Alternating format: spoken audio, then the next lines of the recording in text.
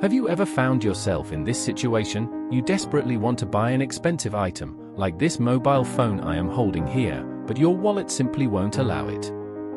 Suddenly, a wealthy neighbor appears and says, "Go ahead and take it, I'll give you an installment loan with extremely low interest. The procedure is quick and easy, and there's no need for complicated proof of income." It sounds like a bargain, doesn't it? But in the world of nations, things are not that simple. China is that wealthy neighbor.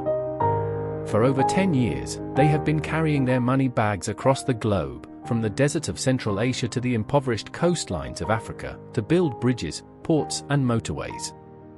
Are they doing it out of charity? Not at all. They are playing a game we call siege. They lend you money to build a beautiful port. If you prosper, they collect fees. If you default, they will take that very port to use as their own branch for the next 99 years. That is how they win a war without spending a single bullet. And the name of this game is the Belt and Road. So, what exactly does the name Belt and Road Initiative, BRIM, mean? Why does it sound like something out of a martial arts film? The Belt is actually a system of high-speed railways from western China, cutting through the snowy mountains of Central Asia, and ending at the very gateway of Europe. They are also building oil pipelines stretching across deserts. What is the purpose? It is to connect their octopus tentacles directly to resource mines and European markets. Chinese goods will no longer need to drift at sea for an entire month. Instead, they will fly straight from factories in Guangdong to the heart of Berlin, Germany, in just a few days by land. Under the road?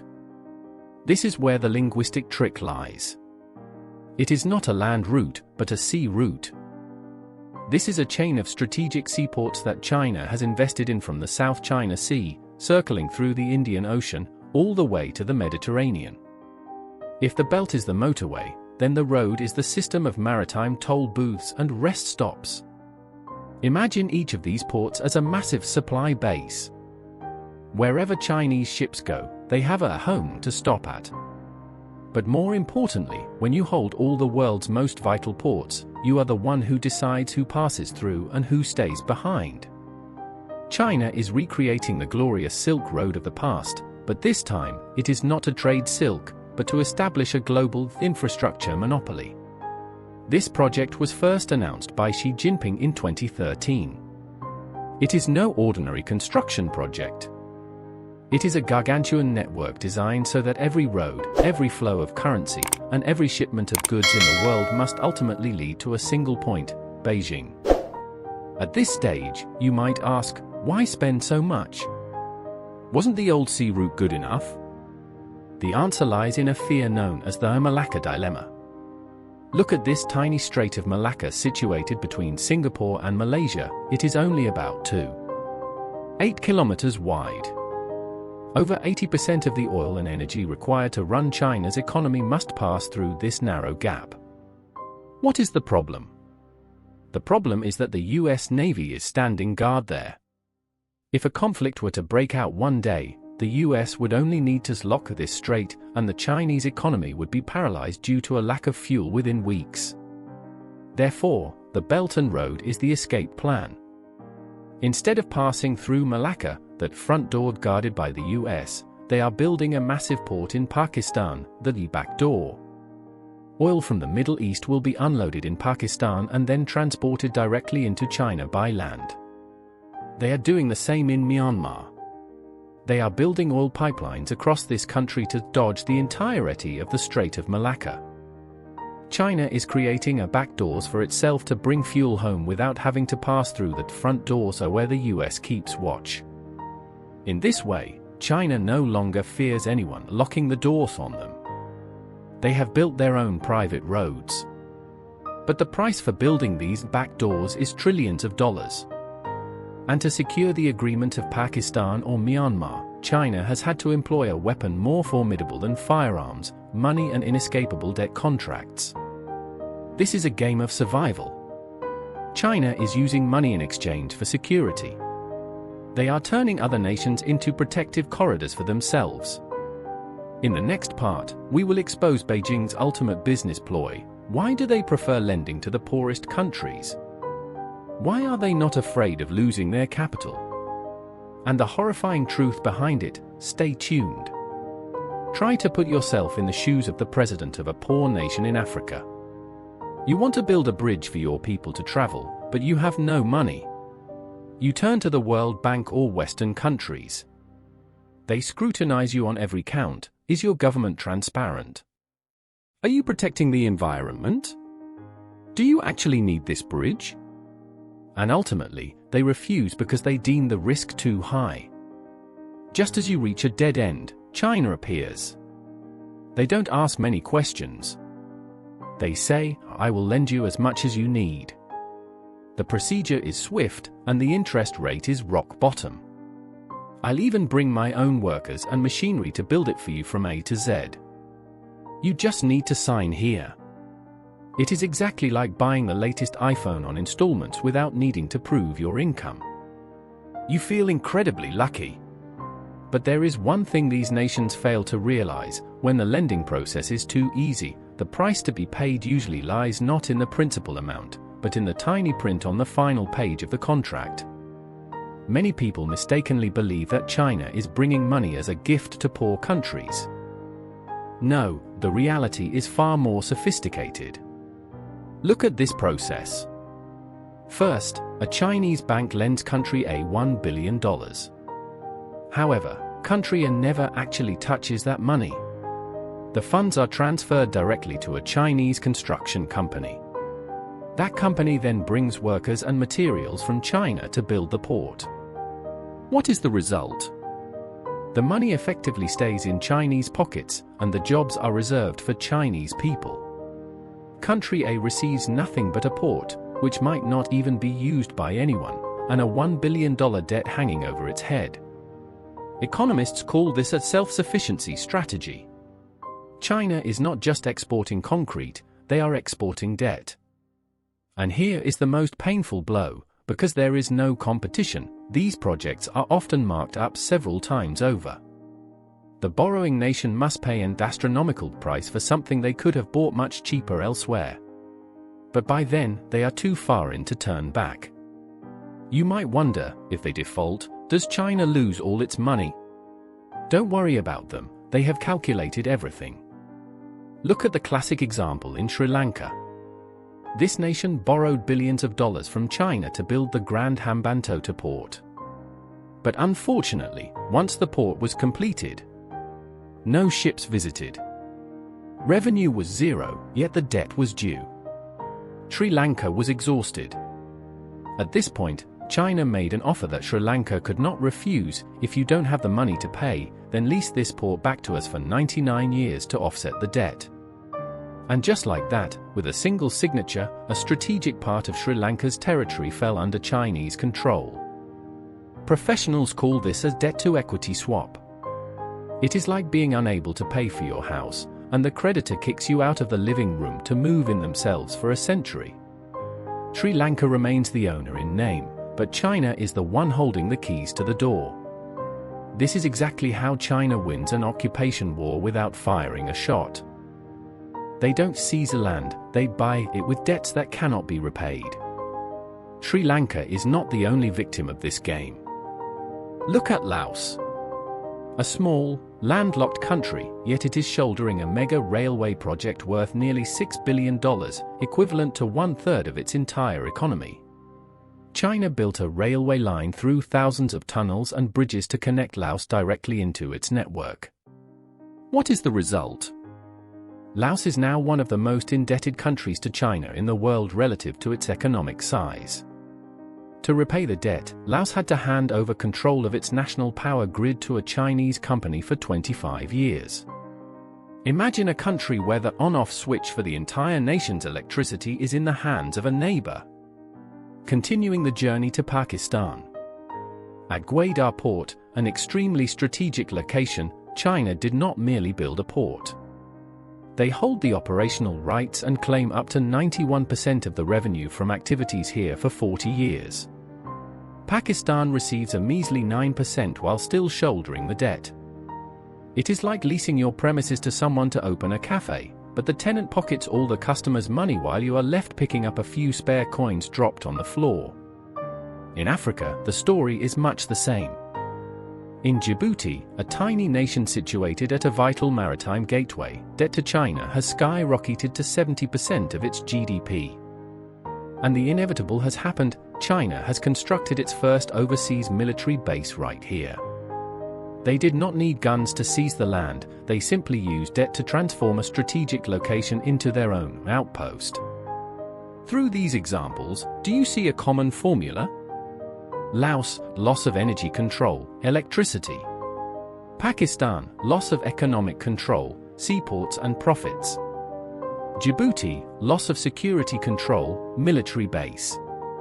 Each country loses something different, but China collects it all to complete its empire. They are buying the world, piece by piece. But do not imagine that the Belt and Road consists only of concrete and steel. There is a more silent and terrifying invasion occurring right beneath the ocean and across cyberspace. Why is China so willing to spend money building 5G networks for all of Africa? Why do they want to connect fiber optic cables to every home in developing nations? Is it goods they wish to control, or is it your most precious asset in this era, data and personal information? That is the subject of our next section. The Digital Silk Road and the Nightmare of Global Surveillance. If you are worried about losing land or ports, this part will make you shudder over something even more valuable, your privacy. China knows that in the 21st century, those who hold the flow of goods are wealthy, but those who hold the flow of information are the rulers. Alongside the concrete roads, Beijing is silently weaving an invisible web called the Digital Silk Road. They don't just want to build the bridges you cross, they want to build the browser you use, the 5G network you connect to, and even the camera watching you on the street. Why can corporations like Huawei or ZTE sell 5G equipment at prices 30% or even 50% cheaper than their Western rivals? The answer does not lie solely in cheap labor. China provides massive capital support to these corporations so they can dye the telecommunications infrastructure of poor nations red. In Africa, it is estimated that around 70% of the 4G and 5G network infrastructure was built by China. This might sound wonderful because the poor get access to fast internet, but remember our principle, there is no such thing as a free lunch. When an entire nation's information, from government emails and banking data to your private messages, runs through the equipment of a single company, does that company, and the government behind them, have the right to eavesdrop? The West fears that China is constructing a gargantuan backdoor to gather global intelligence. They don't need to send a spy to your house, because they already own the Wi-Fi router in your living room. Yet, their ambitions go even further. China is laying tens of thousands of kilometers of undersea fiber optic cables to connect continents directly to Beijing, bypassing US transit hubs. This is how they are building a private internet, an ecosystem where they are the ones setting the rules of the game. Furthermore, they are even exporting that smart city model. They sell facial recognition camera systems and population surveillance software to other countries, identical to how they manage their own society at home. For dictators, this is a wonderful gift to help them hold on to power. But for the citizens, it is a digital prison without iron bars. There is a truth that few people notice: you can build as many ports as you like, but if you still have to pay in US dollars, the key to your economy remains in Washington's hands. China understands this perfectly. Therefore, the Belt and Road also harbors an underlying ambition to dethrone the USD. Look at how they operate. China lends money to poor countries, but they encourage, or even mandate, the use of the yuan, RMB, in transactions. This creates a loop. China lends in yuan, then those countries use that money to buy Chinese machinery.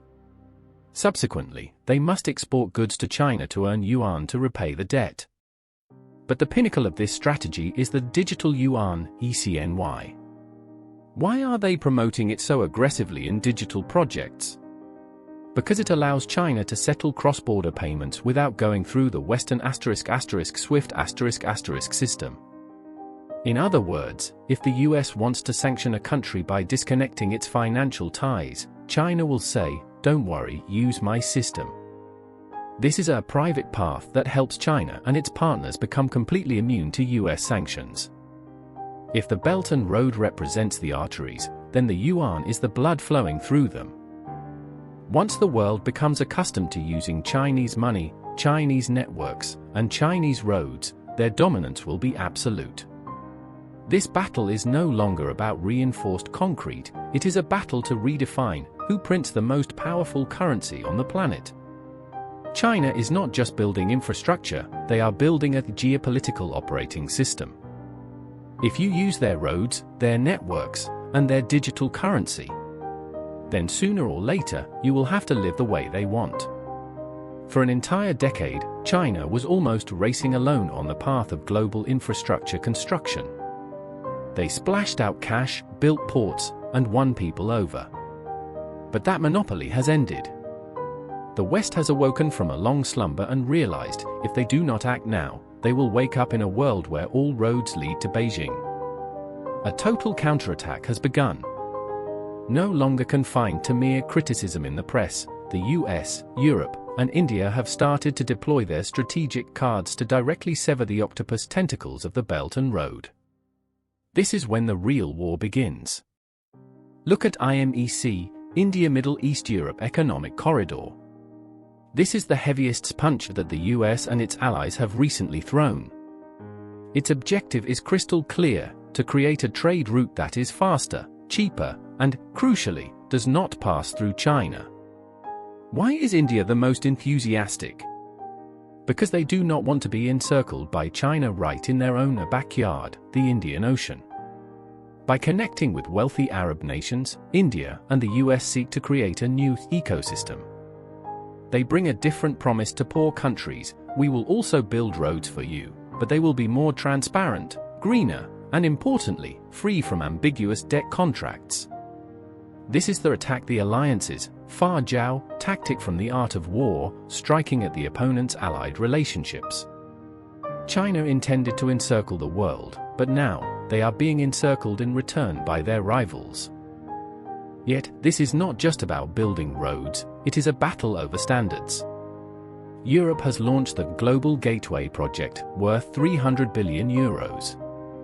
Instead of focusing on crude blocks of concrete, they are targeting more sophisticated areas: green infrastructure, clean energy, and high-security fiber optic cables. They tell developing nations, China lends you money but leaves behind pollution and debt. We will bring sustainable technology. This is an incredibly powerful psychological strike against the intellectuals and youth in these countries, those who have begun to worry about the environmental future of their homelands.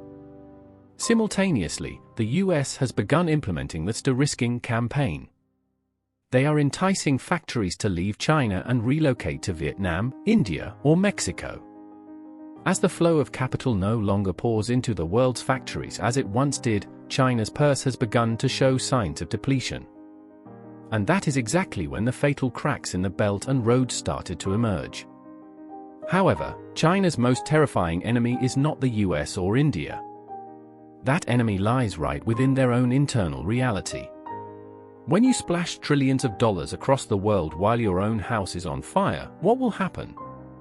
Why do ghost cities and massive real estate debts in China relate directly to the collapse of a bridge all the way in Africa?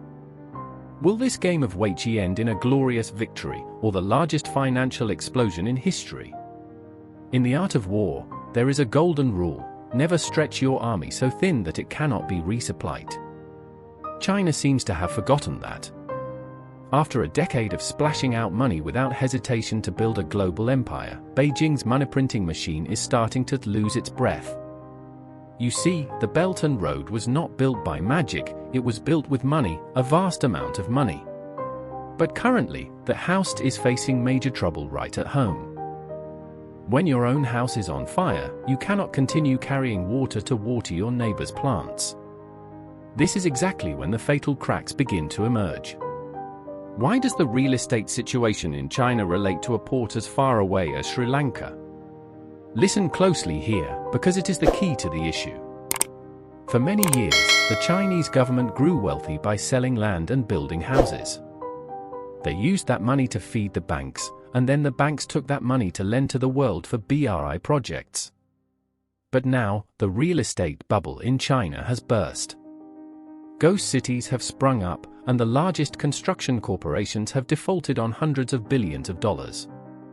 When the primary source of revenue is cut off, China's purse is no longer as bountiful as before. They have had to start tightening their belts. Loans to poor countries have been abruptly cut or accompanied by much harsher conditions. The heart attack from the housing market in Beijing has created a shockwave that has brought Belt and Road construction sites across the globe to a standstill. China's next mistake was underestimating resistance. They thought that money could buy everything, but they forgot one thing: the will of the people. In many countries, the populace has begun to feel outraged as they see their national resources pledged as collateral, jobs dominated by Chinese workers, and environmental pollution borne by the locals. Consequently, a wave of boycotts and demands for contract renegotiations has erupted everywhere. From Malaysia to the Maldives, newly inaugurated governments have declared, "We no longer want this trap." Worse still, as these countries default, China finds itself in a corner.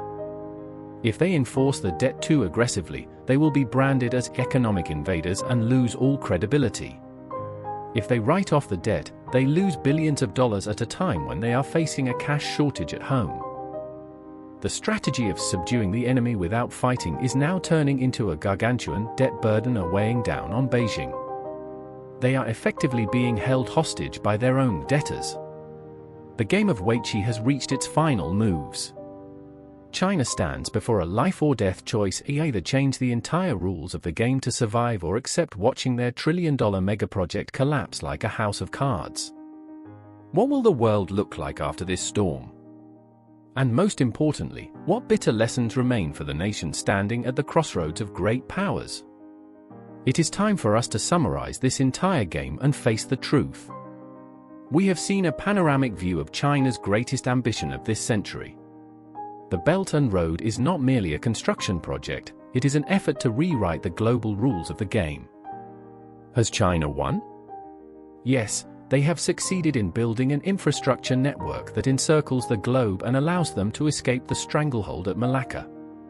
However, the price paid is far too high. They have created a mountain of debt that even they do not know how to recover, while simultaneously losing the trust of many partner nations. The hard-earned lesson here is not just for China, but for all of us. In a world of superpowers, there is no such thing as unconditional generosity. When someone brings you an excessively large gift, always ask yourself, what is it they truly want to take away? The smartest nations today do not choose sides blindly. They utilize Chinese capital to build infrastructure but employ Western standards for management and use their own strength to safeguard their sovereignty. It is a battle of wits where the naive will pay the price with the future of many generations to come. Thank you for following our video. Don't forget to subscribe to the channel to catch our next fascinating analytical pieces.